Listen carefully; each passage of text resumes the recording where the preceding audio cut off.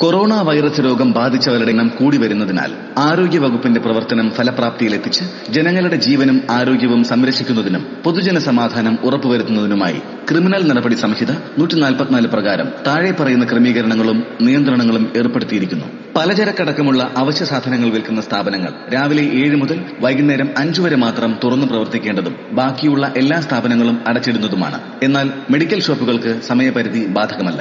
KSRTC, സ്വകാര്യ bus അടക്കമുള്ള ഒരു പൊതുഗതാഗത സൗകര്യവും ഈ കാലയളവിൽ ഉണ്ടായിരിക്കുന്നതല്ല.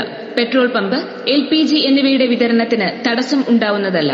ആരാധനാലയങ്ങളിൽ ഒഴിച്ചുകൂടാനാവാത്തതും ആചാരാനുഷ്ഠാനത്തിന്റെ ഭാഗവുമായ ചടങ്ങുകൾ മാത്രം നടത്തേണ്ടതും ആളുകൾ കൂടുന്ന ചടങ്ങുകൾ യാതൊരു കാരണവശാലും നടത്തുവാൻ പാടില്ലാത്തതുമാകുന്നു. ഹോട്ടലുകളിൽ നിന്നും ഹോം ഡെലിവറിയായി മാത്രം ഭക്ഷണം നൽകാമെങ്കിലും ഹോട്ടലിന് അകത്തിരുന്ന് ഭക്ഷണം കഴിക്കാൻ അനുവദിക്കുന്നതല്ല. ജനങ്ങൾ കൂട്ടം കൂടി നിൽക്കാൻ പാടില്ലാത്തതും അനാവശ്യമായി വീടുകളിൽ നിന്ന് പുറത്തിറങ്ങാൻ പാടില്ലാത്തതുമാണ്. അത്യാവശ്യമായി പുറത്തിറങ്ങേണ്ട സാഹചര്യത്തിൽ ശാരീരിക അകലം കൃത്യമായി പാലിക്കേണ്ടതാണ്. പൊതുചടങ്ങുകൾ യാതൊരു കാരണവശാലും അനുവദിക്കുന്നതല്ല. 5 പേരിൽ കൂടുതൽ ആളുകൾ കൂട്ടം കൂടി നിൽക്കുന്നത് ശിക്ഷാർഹമാണ്. ഇതര സംസ്ഥാനത്തു നിന്നുമുള്ളവർ ഈ കാലയളവിൽ 14 ദിവസത്തെ നിർബന്ധ നിരീക്ഷണത്തിൽ തുടരേണ്ടതാണ്. ഒരു കാരണവശാലും നിയന്ത്രണം ലംഘിച്ച് പുറത്തിറങ്ങുവാൻ പാടില്ല.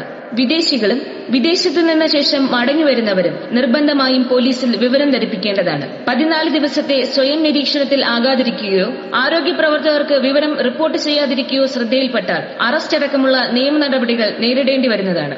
ഹോം ക്വാറന്റൈനിൽ കഴിയുന്നവർ കൃത്യമായ നിർദ്ദേശങ്ങൾ പാലിച്ചില്ലെങ്കിൽ ശിക്ഷയ്ക്ക് വിധേയമാകുന്നതും സർക്കാർ ക്വാറന്റൈനിലേക്ക് മാറ്റപ്പെടുന്നതുമാണ്.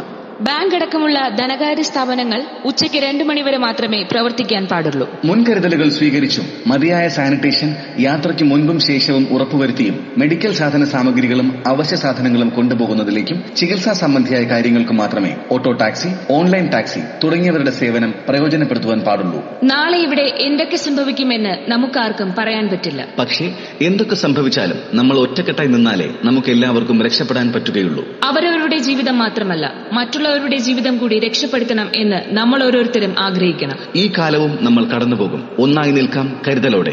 ശാരീരിക അകലം, സാമൂഹിക ഒരുമ.